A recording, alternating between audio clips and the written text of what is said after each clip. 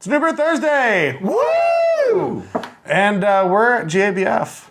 Not yet, but we will be. Isn't it awesome? This. It's awesome. This is GABF. We actually didn't want to go to Denver this year, so we asked the Brewer Association, and they were very kind to oblige us to bring Denver to us. So GABF is actually happening in John's garage. Mm-hmm. It's kind of crowded. Yeah.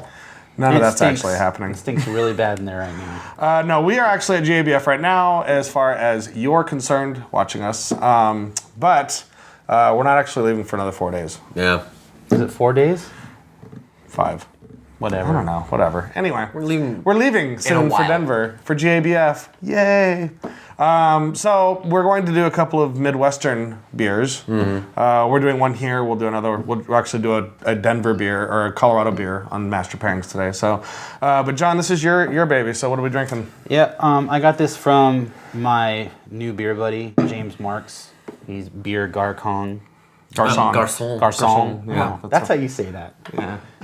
Apparently you guys know him. Garçon. It's like a French waiter. Garçon means boy.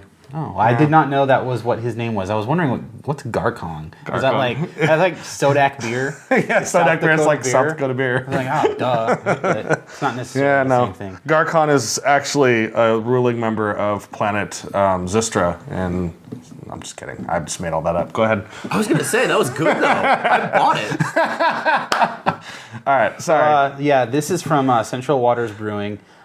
It's actually a collaboration beer they did with the local option in Chicago. No, it's called La Petite Mort. La Petite Mort. Which, if I remember my sexual innuendo repertoire correctly, isn't that a French idiom for an orgasm? A mort?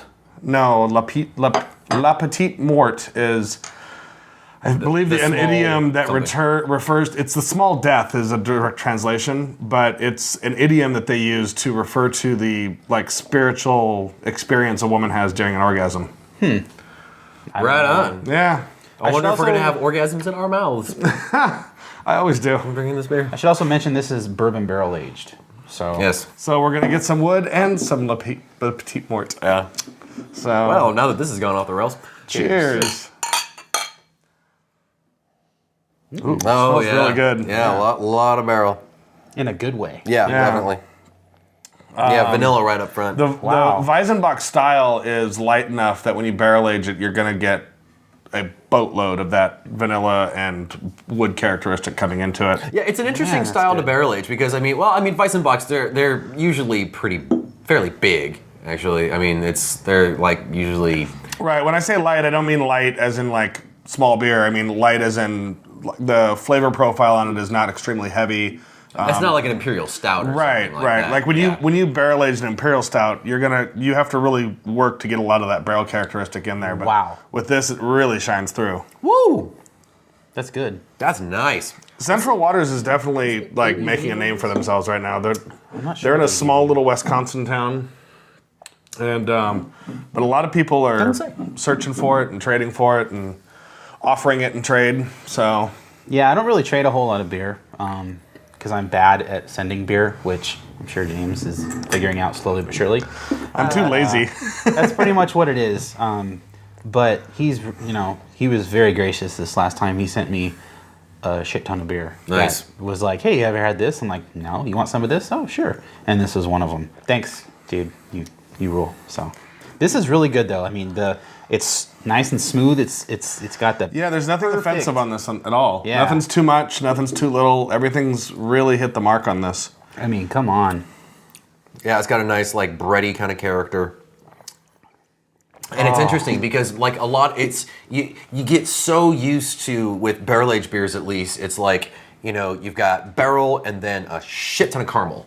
Or a shit ton of like roast, you know what I mean? It's like you automatically like associate these flavors. It's like they overcompensate for the barrel to try to balance it out, but instead it's like, bam, here's this one profile in your face, and it's not necessarily that. I'm more saying like there are certain styles that we're so used to being barrel aged, barrel aged barley wine, barrel aged imperial stout, that when you put something else in a barrel, it's like it's interesting because there are certain subtleties with the barrel aging itself that you can pick out, but then you have this whole other flavor profile to kind of work with. It's interesting to see how everything kind of interacts. I was actually a little worried about this when you said it was barrel aged because the Weizenbock to me like doesn't seem like a beer that I would immediately think of as far as barrel aging, like you said earlier. Why? Just for one, it's a lager style beer, which I'm not anti barrel aging lagers. I'm not sure if that's right. Pretty sure a Weizenbock is a lager. It's one of those. There's with like certain German styles. There's like one outlier that actually isn't a lager. I actually think it is Weizenbock. All right, I could be wrong. I think it has a lot of lager characteristics though when you drink it. Yeah. And so, to me, it's like I get a little bit worried about lagers that have been barrel aged, just because I don't really think that the I don't know if it's the yeast profile or the fermentation profile to me doesn't really blend well in a barrel. Right. And a lot of times the flavor profiles on those are a lot more subtle. Right. And so when you barrel age something that's already subtle, it's like the barrel doesn't really respect the subtlety a lot. And so it's like, bam, all you get is barrel. Yeah. It's like drinking a barrel out of a bottle. But are Weizenbocks that delicate? No, and in fact, they're not meant to be delicate at all. But I mean, it's more delicate than normal beers that are barrel aged, I guess. Man, this whole is Weizenbock and ale. That's gonna kill me. I think Bill is probably tearing his hair out. Yeah, right sorry, now. dude. The last 3 We did our strands. research last week. This week we kind of did. So sorry, dude.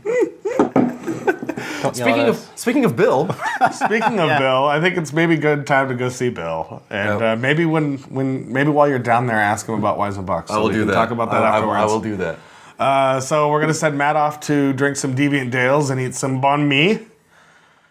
All for me. Why are you still here? You got like an hour drive. Go.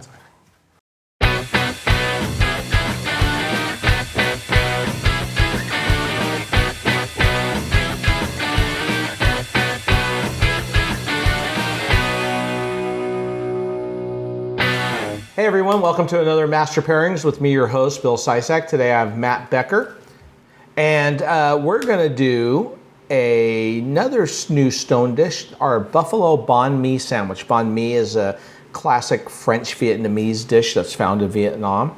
And, French Vietnamese? well, you know, the French had a lot of colonial control prior to the Vietnam War. Right. And so they had a lot of influences, thus the French baguette that the sandwich goes in. Ooh. We have a little kimchi, which is obviously not Vietnamese, it's Korean. But so today, with a little bit of heat that we're gonna have from this, and the fact that I like to bring in my good friend Sriracha, I have Master Pairings Sriracha experience. we're gonna do a little Deviant Dale. All right. Deviant Dale is from Oskar Blues. It's actually my second favorite Oskar Blues beer. The first being Guess. 1050. Good call. Bam! All right, let's pop these bad boys. Yeah, I was very excited because when the Deviant Dales first came out, they talked about it for a while before it actually got on the market, and so I was very much looking forward to this beer and was not disappointed. Big 16-ounce can. Love it. You know, Did you get the big glass again? of course. Craft beer cans are the hottest trends. There are, believe it or not, there are 660 different craft beers in a can from 213 breweries in 46 states and the District of Columbia, and 78 styles. Man, I did not know that there were that many. 661 now, excuse me, just since we started. It's a big By the time trend. we're- It's by the very time we're hot done, it's and gonna be popular. 662. But it's the way to go, apparently. Great for backpacking. And it's actually also better for the beer in a lot of ways. Big double IPA. Delicious. Massive grapefruit nose. Really enjoyable. Let's bring this banh mi in. I'm going to go with a little sriracha. Every time I say that, a little ornament on Randy Clemens' Christmas tree tinkles.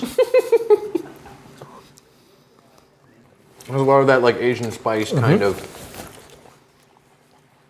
Yeah. Ooh.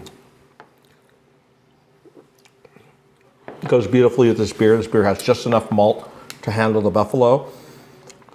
The bitterness still brings out a little bit of the spice, though. It's still. Oh yeah, spice is a perfect marriage with this. Just kicks it up just a notch. Yeah, the beer is great though. It has this huge floral notes, citrus.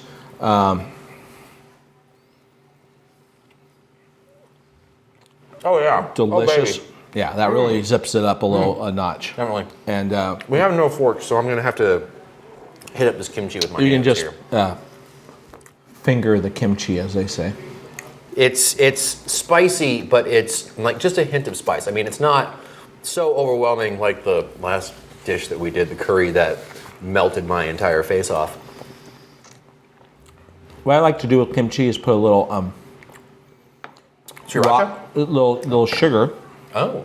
and especially granulated sugar, and a little salt, and try it with those components, and it plays really well. Nice. So I really enjoy the sandwich.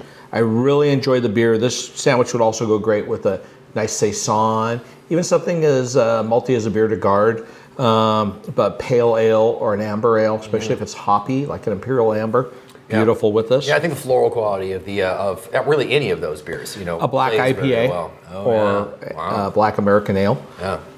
All beautiful matches with this, so I think it's really delicious. I really highly recommend this beer, though. This is Cannot go wrong. You can't go wrong with anything Oskar Blues. Honestly.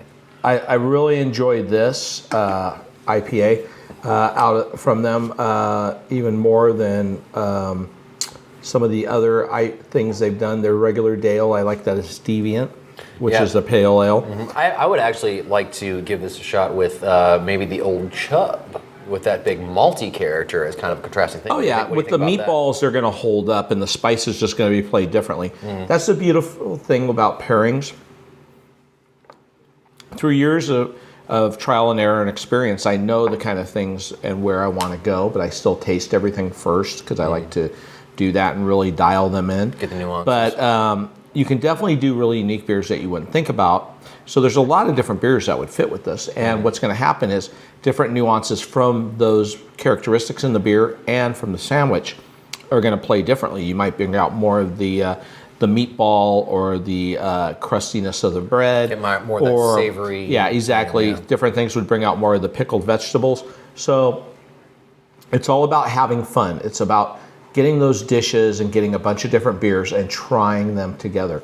That's what it's all about, and that's where you're going to really find that enjoyment when you're doing your pairings. Absolutely. Through trial and error, and then having that wow moment where you can go, honey, come here. Yeah, exactly. And turn them on to something amazing. So, Matt, thanks for coming. Absolutely. Hope Always you a guys pleasure. all enjoyed.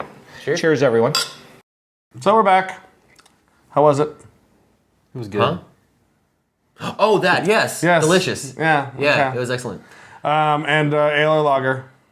It is an ale, technically. All right. Stank. Talking about Weizenbocks. Weizenbock, yeah. It's basically, because with German beers, Bock, like you can get just a Bock, but it's German That for means goat. goat. Yeah, seriously, because it hits you like a goat, like. Brr.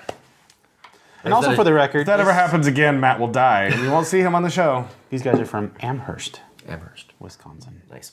But anyway, so yeah, I mean, Beautiful trees there. Random.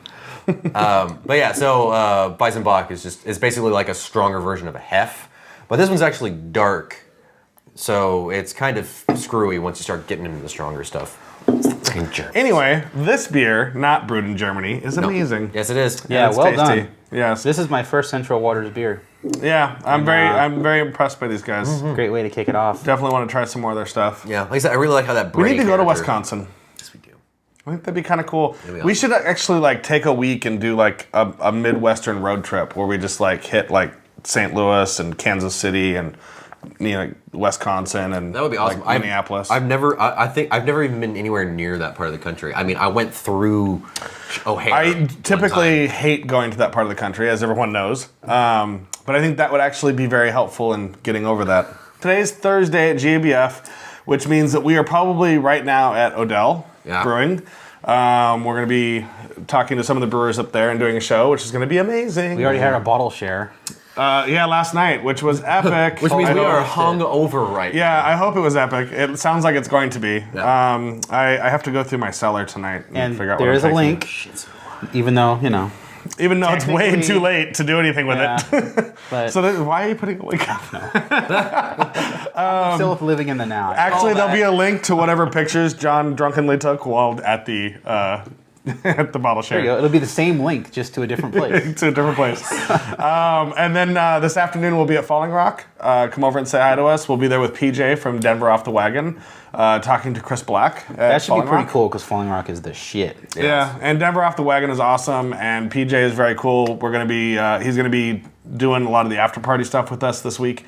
Our GABF show is kind of a collab with Denver Off the Wagon. So he's it's a lot of fun. our tour guide of sorts. It's not like we even really need one at this point, but I mean, he just knows a lot more of the people, well, that's so what it's I mean. easier. Yeah, it's easier. He knows more about the Denver scene than we'll probably Ever know, yeah. People come up and be like, BJ, who the fuck He are sent you me their guys?" calendar, and I'm just like, wow.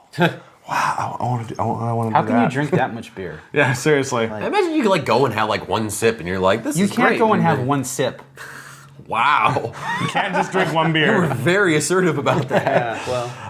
So then, obviously tonight we'll be at the festival. So if you're actually in Denver and you're watching this, I don't know what you're doing. Stop watching the show and go out and start drinking beer. Yeah, What seriously. the hell are you thinking? But if you are watching it and you're there, come and find us tonight at the festival. It'd be awesome. Yeah. After that, we'll probably be not. We're filming 3 episodes at least, so we won't be in the studio for a couple weeks. It's going to be awesome. You'll get to experience GABF or Denver for the next 3 weeks. You'll miss out on this awesome brown wall. The brown wall. You'll lose out on the poop wall. You'll miss it. Trust me. It is kind of poopy, isn't it? It's not poopy. Oh, and Yvonne's going to claw his eyes out when we're done. So, anyway, we're going to head out and go get drunk. So, as always, stay safe and drink beer.